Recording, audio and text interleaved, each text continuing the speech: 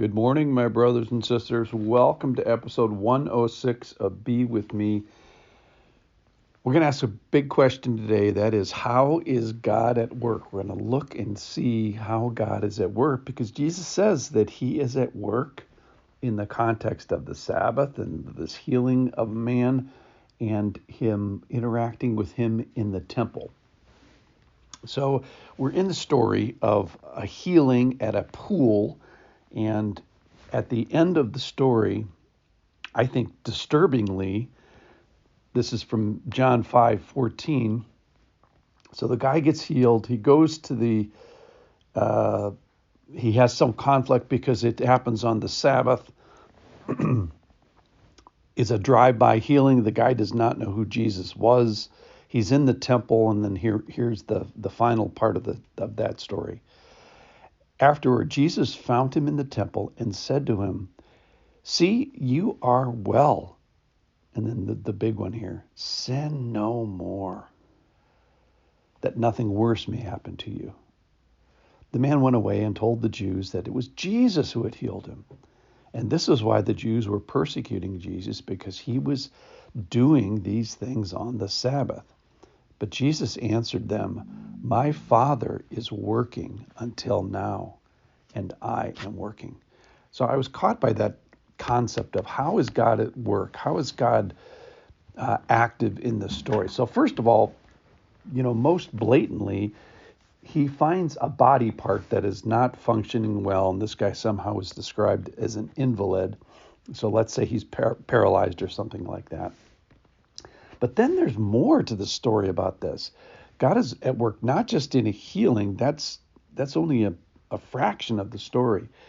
He challenges this guy's moral foundation. He challenges him in his relationship with the Lord. He kind of redefines the problem to be not just sin or not just paralysis. That's your external problem. Your internal problem is one of separation from God and sin. And he says, "Sin no more." And here's the thing that was surprising to me is all along. So this guy was in the in this pool area for 38 years and had this gross, definable, external, physical problem. But that doesn't mean that he was a sinless person. All along, he might have been continuing to sin. So I was thinking, and Jesus redefines what sin is, by the way, and it's not just external things, but you could be sinning all day long inside your head. So let's say this guy is paralyzed. Could he be a lustful person? Could he do the porn of the first century? Or could he be coveting? Or could he be worshiping idols and valuing things above the Lord? Could he be stealing things that would not be rightfully his? Could he be using the Lord's name in vain? Go run through the 10 Commandments. He could have been doing basically all of them as a paralyzed person stuck in one place. So he could have been sinning all along. And of course, Jesus can see this, but then he calls it out. He gets to call sin a sin. And he's saying to the guy at the end, "You should not be doing this. You have an external problem. I fixed that. But your real problem, if you will, is this internal problem with sinning." He's the one that gets to call it. He gets the ones to see it. He's the one that gets to judge it. And he's also saying there's consequences. There's something worse that can happen to you that's worse than paralysis, which is judgment and I assume punishment. So remember, we talked about the regulative principle, which is like, hey, I don't like a God that's this severe. I don't like a God that judges or punishes or worse, can do stuff that's worse than paralysis. I don't like that. And maybe you go all the way and say, that's not a God I worship. Well, he wants us to worship in spirit and truth, and he gets to reveal himself the way that he is. And we can't do the Thomas Jefferson pick and choose parts of God that I like and I don't like, and we don't get to make a God of our own choosing. And in that way, Jesus, I think, is quite disturbing. All right, so let's get to our big question for today. How is God at work?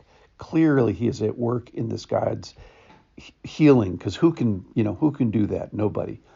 The second way he's at work is in his revelation of himself.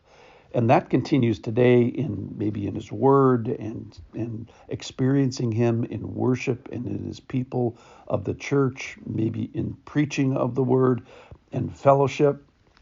I think there's general ways that God reveals himself in creation, maybe the blessings of marriage or the blessings of life and relationship, which he gives to everybody, that whether they believe in him or not. And then of course, how is God at work upholding the universe? Colossians 1:16 and 17 talks about him holding everything together, and absent the Lord, everything would just explode. So he's got that going for him. And then especially in the context of the story, is he is enduring sin. He is being covenantal. He is being hesed loving with us as we continually break his relationship with him.